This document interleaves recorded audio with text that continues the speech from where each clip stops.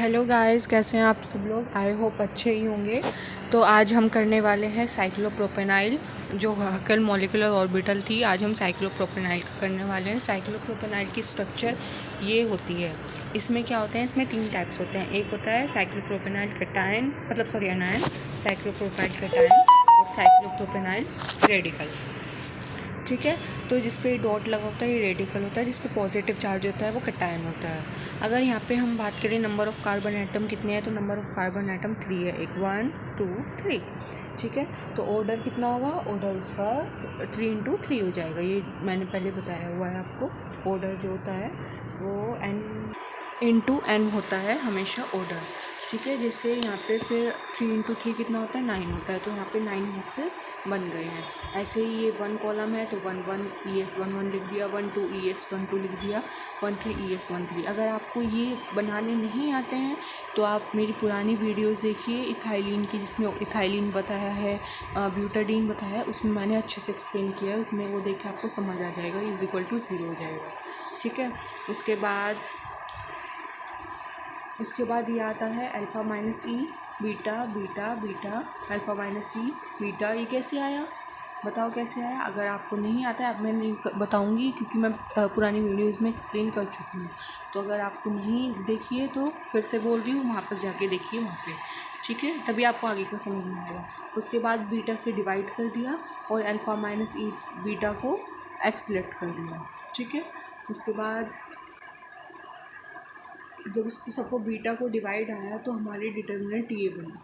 ठीक है। इसको सॉल्व करने के बाद हमारी इक्वेशन बनती है x³ - 3x + 2।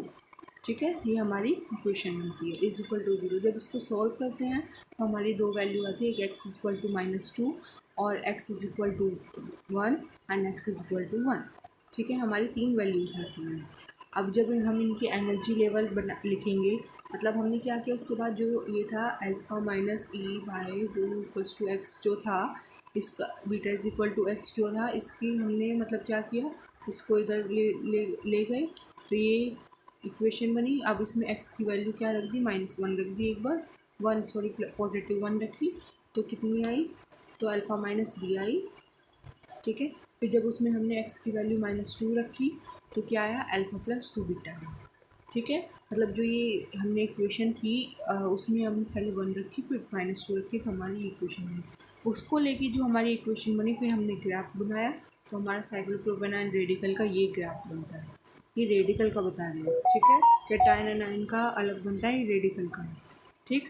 अब साइक्लोप्रोपेनाइल रेडिकल की बात करें, अब इसमें हम क्या होता है, इनको एनर्जी को प्लस करते हैं। कैसे आया ये, जो यहाँ पे कितनी ऑर्बिटल्स हैं, यहाँ पे 2 है, तो हमने क्या लिखा, 2 × इसकी एनर्जी ये अल्फ़ा + 2b प्लस यहाँ पे 1 है तो 1 × अल्फ़ा माइनस बी। इसको जब सॉल्व किया उसके बाद आया 3α + 3 बीटा। ठीक है, ये आ गई। अब हमें निकालनी होती है पाई बॉन्ड फॉर्मेशन एनर्जी। वो कैसे निकालेंगे, वो होती है E π - n π।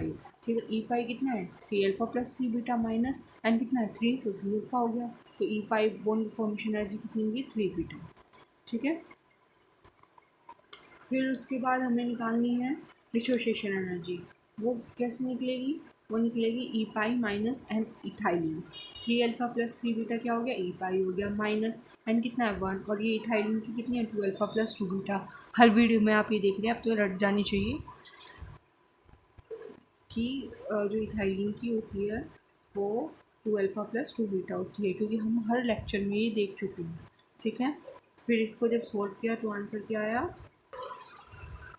बीटा। इसको सोल्व करने के बाद आंसर आता है हमारा बीटा। ठीक है, तो ये होगी डिसोसिएशन एनर्जी। अब नेक्स्ट की बात करें, ये तो था साइक्लोप्रोपेनाइल रेडिकल का। अब साइक्लोप्रोपेनाइल कैटायन और साइक्लोप्रोपेनाइल एनायन। देखो रेडिकल में कितने वो होते हैं, रेडिकल में होते हैं 2 नेगेटिव चार्ज, मतलब इलेक्ट्रॉन्स कितने होते हैं। देखो एनायन में कितने होते हैं, एनायन में 4 होते हैं। कैसे, देखो जो ये है, जो नेगेटिव चार्ज होता है उसमें वो बॉन्ड की तरह एक्ट करता है। तो इलेक्ट्रॉन्स कितने हुए, 2 और 2 4। लेकिन अगर साइक्लोप्रोपेनाइल कैटायन की बात करें तो उसमें जो पॉजिटिव चार्ज है वो बॉन्ड की तरह एक्ट नहीं करता। सिर्फ जो नेगेटिव चार्ज है वो एक्ट करता है क्या बॉन्ड की तरह। तो इसमें नंबर ऑफ इलेक्ट्रॉन्स कितने हुए, 2 हुए और इसमें 4 हुए। ठीक है, तो यही डिफरेंस में है कि देखो ये इलेक्ट्रॉन्स बनाए हैं। यहाँ पे एनायन की बात करें तो यहाँ पे 2 हो गए, 2 ऊपर हो गए। कैटायन की बात करें तो 2 ही रहे। तो इस हिसाब से हम एनर्जी लिख दी। यहाँ पे 2 होते हैं तो 2 alpha plus 2 beta 1, alpha minus beta 1, alpha minus beta इसको सोल्व किया 4 अल्फा प्लस 2 बीटा आया। कैटायन में क्या होगा, कैटायन में 2 होते हैं तो बस 2 लिखा, इसको सोल्व कर दिया। ई पाइन बॉन्ड फॉर्मेशन एनर्जी निकाल दी, कितनी होती है, कितनी होती है, ई पाई माइनस एन पाई, जैसे पहले निकाला। उसमें फिर ये रखा माइनस एन पाई कर दिया, फिर ऐसे डिसोसिएशन एनर्जी निकाल दी। ऐसे आप इसमें निकाल सकते हो। ठीक है, ये सेम होता है। तो आज की वीडियो के लिए इतना ही। आई होप आपको अच्छी लगे। तो हमारे जितने भी हकल मॉलिक्यूलर ऑर्बिटल थ्योरी है कि मतलब मॉलिक्यूल सिलेबस में दिए गए हैं वो हमने कंप्लीट कर लिए हैं। कल को इनकी जो स्ट्रेंथ वगैरह निकालते हैं, ऑर्डर निकालते हैं, उसकी मैं एक सेपरेट वीडियो बनाऊंगी। मतलब उसमें सारे ही मॉलिक्यूल्स के एनर्जी वगैरह बताई जाएगी एक साथ ही। वैसे तो आप अलग अलग भी कर सकते हो, मतलब इनके साथ ही कर सकते हो। जैसे इथाइलिन पढ़ा उसी के साथ लास्ट में पढ़ दिया, लेकिन मैं एक ही वीडियो में सबके बताऊंगी। ठीक है, सारे एक्सप्लेन करूँगी। और साइड बाय साइड आपकी ऑर्गेनिक की, स्पेक्ट्रोस्कोपी सबके लेक्चर्स आते रहेंगे। ठीक है, तो आज के लिए इतना ही। चैनल को लाइक शेयर एंड सब्सक्राइब कर दीजिए और बेल आइकन प्रेस कर दीजिए। Thank you so much.